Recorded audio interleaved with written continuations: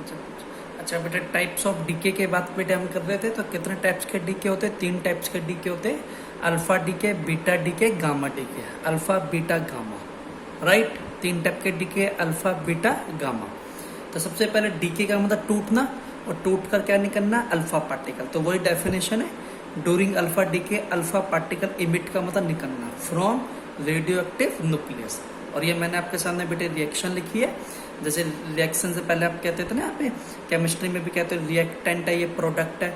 तो बस वही बेटा आपका यहाँ पे ये यूरेनियम है आपका पहले, और एटॉमिक नंबर मास नंबर याद रखना है। इसमें से अल्फा पार्टिकल बाहर निकल गया, तो इसको कहते हैं हम अल्फा पार्टिकल। इस वाले को जो आपके सामने लिखा है ना, इसको हम कहते हैं अल्फा पार्टिकल। और क्यू का मतलब मैंने प्रीवियस लेक्चर्स में बता रखा है, एनर्जी होती है जो या तो रिलीज होगी या फिर बेटे अब्सॉर्ब होगी। अल्फा पार्टिकल की पहचान है, ध्यान रखना, एटॉमिक नंबर 2, मास नंबर बेटे 4।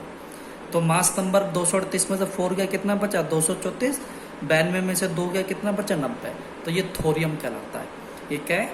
मैंने सर ये आपका थोरियम है, थोरियम एलिमेंट। इसका मतलब अगर यूरेनियम से अल्फा डी के बाहर निकलेगा तो थोरियम में कन्वर्ट आपका हो जाएगा। और एक और चीज ध्यान रखना, इसमें मास नंबर 4 कम होता है, एटॉमिक नंबर 2 कम होता है। रिएक्शन से पहले जो न्यूक्लियस होता है उसको हम कहते हैं पेरेंट। पेरेंट्स है ना बेटा, वही पेरेंट न्यूक्लियस।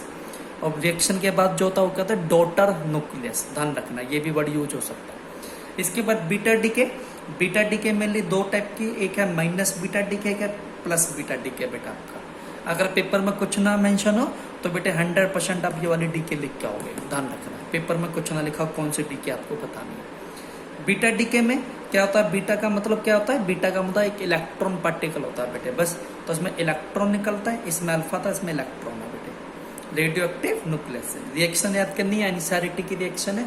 फॉस्फोरस था पहले 1532, रिएक्शन के बाद इलेक्ट्रॉन बाहर निकल गया। इलेक्ट्रॉन पे चार्ज कितना होता है बेटे? नेगेटिव होता है ना, ऊपर 0। 0 क्यों? क्योंकि न्यूक्लियस में नहीं मिलता, इसलिए इसका बेटा मास नंबर क्या रखा है मैंने? 0 रखा है। अब देखिए 15 में है ना, यहाँ पे देखेंगे बेटा आपका पहले 15 था, तो फॉस्फोरस कन्वर्ट हो गया सल्फर में 1632। पहले रिएक्शन से पहले एटॉमिक नंबर 15 था, देखो अभी भी 15 ही है, 16 में से 1 गया 15। मास नंबर 32, बाद में 32। सर ये एंटी न्यूट्रिनो निकलता है बेटे।